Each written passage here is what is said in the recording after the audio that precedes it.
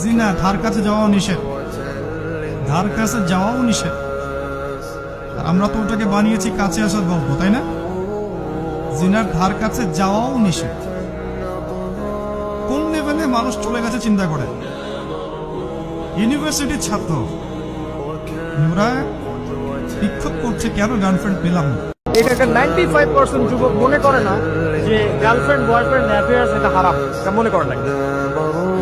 এটাকে হারাম এমন কেউ মনে করে না।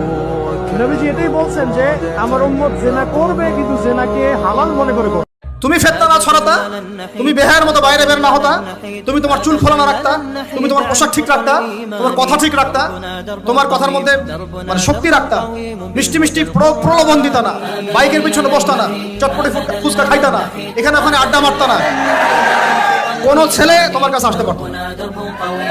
তোমরা এই কাজ করেছো, ছেলে আসতে পেরেছে।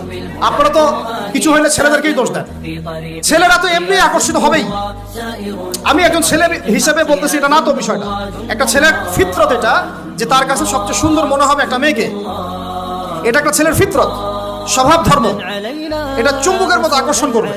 আর এর উপর যখন আপনি এটাকে ফ্রি অ্যাক্সেস করে দিবেন, লাইসেন্স করে দিবেন, বেপরদায় বের হবে, গায়ের জামা কাপড় ঠিক নাই, হ্যাঁ, তারপর কথাবার্তা মিষ্টি মিষ্টি প্রলোভিত টানতেছে, সিডিউস করতেছে, তখন তো একটা ছেলে মানে মিসগাইডেড হতেই পারে।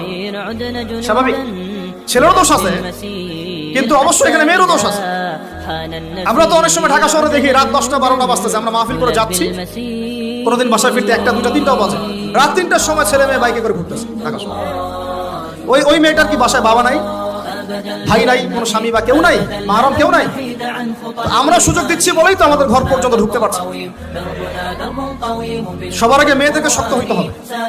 আর মেয়ের বাবা যারা, আমি তো নিজেও মেয়ের বাবা, আমরা বাচ্চাদের সাথে সময় কাটাই আর ভাবি যা কি যে হবে ভবিষ্যতে আল্লাহ ভালো জানে। কিভাবে মেয়েকে মানুষ করবো, কিভাবে সতীত্ব রক্ষা করবে আমাদের মেয়েরা। যা চলতেছে